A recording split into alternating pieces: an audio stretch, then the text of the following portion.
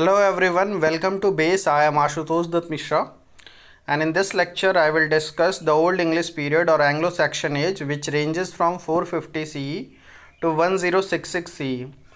तो इस लेक्चर में हम ओल्ड इंग्लिश पीरियड को समझने की कोशिश करेंगे। हमारा जो मेजर फोकस होगा वो दो एस्पेक्ट पे होगा। पहला, the social, political and economic condition of that age, कि उस समय क्या क्या चल रहा था, सोसाइटी में क्या चल रहा था, और इंग्लैंड में स्पेसिफिकली उस टाइम पीरियड का जो इंग्लैंड, आज का पूरा यूके नहीं, England, Britain and UK are three terms, इसको भी आपको समझना होगा। उस टाइम पे जो इंग्लैंड था, जो कि एक आइलैंड था, तो उसमें क्या चल रहा था, सोशल, पॉलिटिकल और इकोनॉमिक कंडीशन क्या थी। और दूसरा कि लिटरेचर के पॉइंट ऑफ व्यू से इस पूरे जो 600 साल का टाइम पीरियड है, इसमें क्या कुछ हुआ। तो first of all we will just try to understand about the what we can say them the original inhabitants or the inhabitants that were residing in the Britain। तो 5 तरीके की एक तरीके से जनजातियाँ थी जो वहाँ पे आई, कुछ इन्वेजन हुए। इसको आप याद करने के लिए क्रेवन याद रख सकते हैं, CRAVN। तो सबसे पहले केल्ट्स थे, जिसमें ब्राइथन और गेल्स, केल्ट्स में 2 प्रजातियाँ आती थी अलग अलग, एक ब्राइथन और दूसरा गेल्स।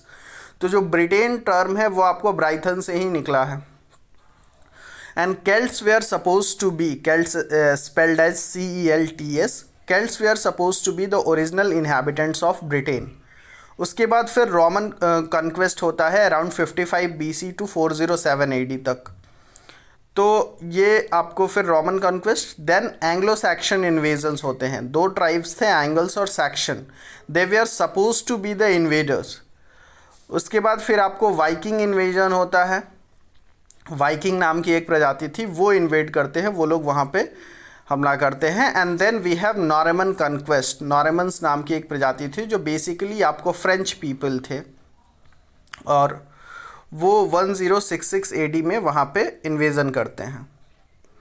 तो आपको याद रखने के लिए कि tribes craven, Celts that we are suppose to be the original inhabitants, फिर रोमन कॉन्क्वेस्ट होता है, then Anglo Saxon invasion, then Viking invasion and then Norman conquest in 1066 AD। तो यही आपका जो पूरा टाइम पीरियड चल रहा है 450 से लेकर के 1066 CE तक। देखिए, CE और AD में कंफ्यूज नहीं होना है। Actually CE is suppose to be a secular way of describing the dates, because AD का फुल फॉर्म जो हो जाता था वो क्रिश्चियनिटी से बिलोंग करता था। तो इसलिए बहुत सारे राइटर्स, या आजकल ये जो मॉडर्न एज में एक ट्रेंड चल रहा है कि we will use CE and BCE। BCE refers to before current era and CE refers to current era. तो एंगल, जो एंग्लो सैक्शन ट्राइब्स थे, उसी में से जो एंगल ट्राइब्स है, उसी से आपका नाम एंगल लैंड उसको बोला जाने लगा, and that was in current age वही बदल करके बाद में आपका इंग्लैंड हो गया। तो 2 चीज़ें आपको ध्यान रखनी है।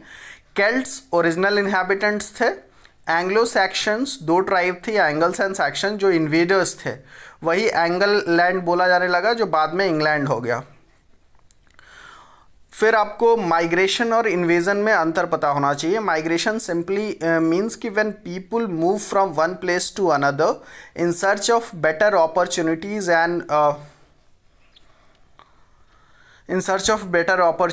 And facilities. तो अगर बेटर अपॉर्चुनिटीज़ या फैसिलिटीज़ के लिए कोई एक जगह से दूसरी जगह जाए तो वो आपका माइग्रेशन है। जैसे लोग छोटे शहरों से बड़े शहर में माइग्रेट करते हैं। इन्वेजन किया जाता है रूल करने के पर्पज़ से। उस समय जो टाइम पीरियड चल रहा था, होता क्या था कि एक ट्राइब्स दूसरी ट्राइब्स को जो जैसे ही देखती थी, वो लोग एक दूसरे पे हमला कर देते थे। तो और बड़े से लैंड एरिया को एक तरीके से कैप्चर करके रखना चाहते थे। And England was suppose to be one of the safest place, क्योंकि अगर आप इसको नक्शे पे देखेंगे तो लगभग चारों तरफ से पानी से घिरा हुआ है और थोड़ा सेफ होता था। हर ट्राइब से एक दूसरे से थोड़ा अलग अलग रहना चाहते थे, तो इसलिए वहाँ पे फिर आपको एंग्लो सैक्शंस बस जाते हैं। They were not the original inhabitants. Original inhabitants आपको याद रखना है कि वो केल्ट्स थे। फिर धीरे धीरे उन लोगों ने पूरे इंग्लैंड पे कब्जा कर लिया, और जो ओरिजिनल वहाँ के इन्हेबिटेंट्स यानी कि केल्ट्स थे, उनको माउंटेन वाले रीजन यानी कि जो वेल्स का रीजन है वहाँ पे भेज दिया गया। फिर इसलिए आजकल जो भी मीन्स प्रेजेंट डे में ब्रिटेन में जो लोग भी रहते हैं उसमें से ओरिजिनल इन्हेबिटेंट्स के कितने लोग हैं, यानी केल्ट्स प्रजाति के आगे बढ़कर कितने लोग रहे, ये बता पाना बहुत मुश्किल है, क्योंकि बहुत सारे इन्वेजन हुए। पहले एंग्लो सेक्शंस आए, फिर आपको रोमन इन्वेजन हुआ है, वाइकिंग्स आए हैं, क्रेवन मैंने जो आपको बताया, तो बहुत इन्वेजन हुए और एक तरीके से मिली जुली संस्कृति या कल्चर का डेवलप हुआ, लोग वहाँ बस गए। एक किंग उस टाइम पे which is suppose to be the most debated whether existed और a fictional character, King Arthur का कैरेक्टर आता है। आपको माना जाता है कि यही उस समय किंग वहाँ का ब्रिटेन का हुआ करता था। तो एंग्लो सैक्सन के टाइम पीरियड पे 5 पार्ट में आपका पूरा ब्रिटेन बटा हुआ था, and those 5 parts were Northumbria, Mercia, East Anglia, Wessex and Kent. यही 5 पार्ट थे। नॉर्थम्ब्रिया में नॉर्थम्ब्रियन लैंग्वेज बोली जाती थी, मर्सिया में मर्सियन लैंग्वेज, ईस्ट एंग्लिया में वेस्ट सैक्सन लैंग्वेज बोला जाता था, जो कि आगे चल करके वही स्टैंडर्ड फॉर्म ऑफ लैंग्वेज बना। वेसेक्स में भी वेस्ट सैक्सन लैंग्वेज बोली जाती थी और केंट में केंटिश लैंग्वेज बोली जाती थी। तो ये आपको थोड़ा सा ध्यान रखना है कि the whole England is divided into 5 regions which we are Northumbria, Mercia, East Anglia, Wessex and Kent.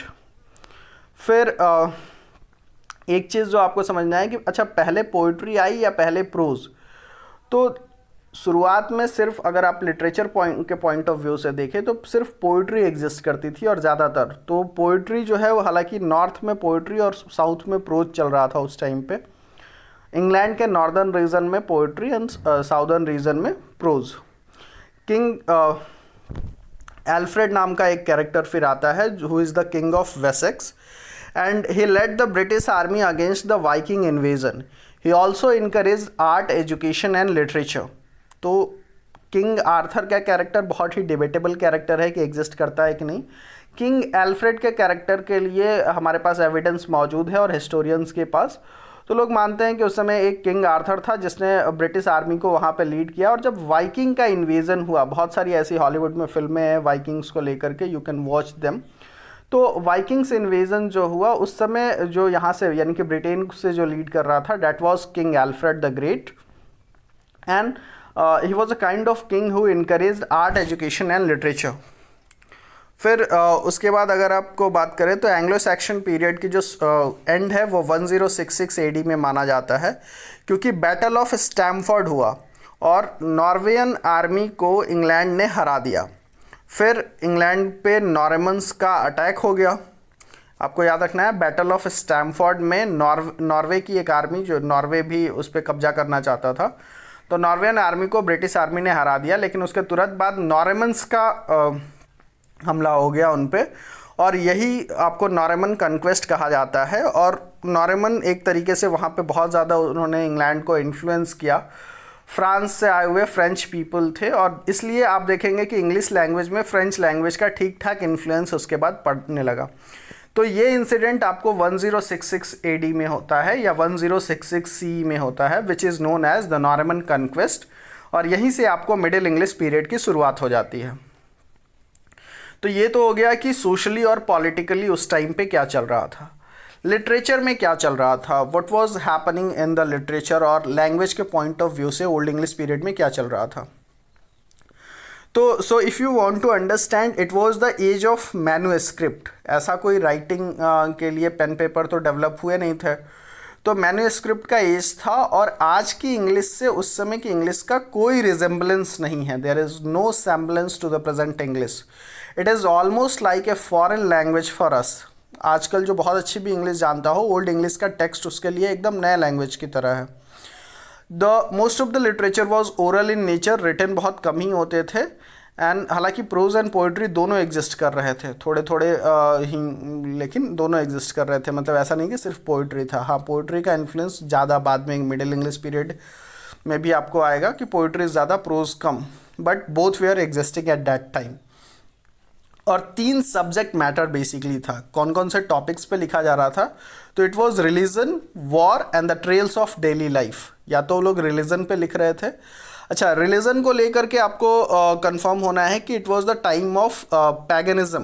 पैगनिज्म is a kind of religion you can say which is the pre Christian era, और basically they were the nature what we can say nature worshippers, तो प्रकृति की पूजा करने वाले लोग थे वो लोग। और वही क्रिश्चियनिटी के पहले का जो रिलीजन उसको आप पैगनिज्म मान सकते हैं, PAGANISM। तो रिलीजन पे लिखा जा रहा था, वॉर पे लिखा जा रहा था, and the trails of daily life. So these we are the three major kind of subject matter on which literature was existed in that age. Only सिर्फ एक रिटन क्रिएशन या जिसको हम first book in English literature मानते हैं वो आपका Beowulf था। And Beowulf is the is a kind of book whose author is not known, और ऑथर मान लिया जाता है कि बेवुल्फ नाम का ही राइटर रहा होगा। बेसिकली एक वॉरियर था जिसकी कहानी थी बेवुल्फ। तो हालांकि वो भी आज के डेट में पूरा अवेलेबल नहीं है, हालांकि उस पर एक आपको ऐसे अवेलेबल है JRR टॉल्किन की, Beowulf the monster and the critics, इस नाम से एक ऐसे है, और जिससे आपको बेवुल्फ के बारे में ठीक ठाक जानकारी मिलती है। So Beowulf can be seen as a poem and not merely as a historical document. फिर उसके बाद दो और राइटर्स आते हैं, एक कैडमन और दूसरा साइनवुल्फ। कैडमन और साइनवुल्फ के रचनाएं आपको इस टाइम पीरियड की मानी जाती हैं। दो पोयम का नाम अगर आप याद रख लेंगे, डेयर नाम की एक पोयम है जो पहली पोयम मानी जाती है, DEOR। It is a poem of 42 lines and it was basically a court poetry. And another religious poetry that you must note is the dream of the road. ये आपको एक रिलीजियस पोएट्री थी। Authors किन्होंने लिखा है ये unknown है। So this was what happening at that time in the field of literature. तो 3-4 point है आपको याद रखना है। मैन्यूस्क्रिप्ट का एज था, आज की इंग्लिश से कोई रिजेम्बलेंस नहीं थी। 3 सब्जेक्ट मैटर थे, religion, war and the trades of daily life. पहली बुक बेवुल्फ को माना जाता है जो which is nothing but the story of a warrior, और सिर्फ इसको एक पोयम के फॉर्म में नहीं देखना चाहिए बल्कि it is a historical document for us also. हालांकि पूरी तरीके से अवेलेबल नहीं है, ऑथर का नाम भी अननोन है। और दूसरा चीज़, प्रोज एंड पोइट्री दोनों एग्जिस्ट कर रहा था, बहुत कम मैटर में ही कर रहा था लेकिन कर रहा था। ज़्यादातर लिटरेचर ओरल हुआ करता था। एंड 2 पोयम का नाम आपको याद रखना है, एक डेयर DEOR 42 लाइन्स की पोयम है, कोर्ट पोइट्री है, and second is the dream of the road जो कि रिलीजियस पोइट्री है। So this is all about the old English period. इतना ही अगर आप जानते हैं तो it will be enough for you. Thanks for watching the video. If you find it helpful, please do like our video and subscribe to our channel. ऐसे ऐसे करके ही आपको 40 लेक्चर में पूरा history of English literature I will try to finish up. Thanks for watching.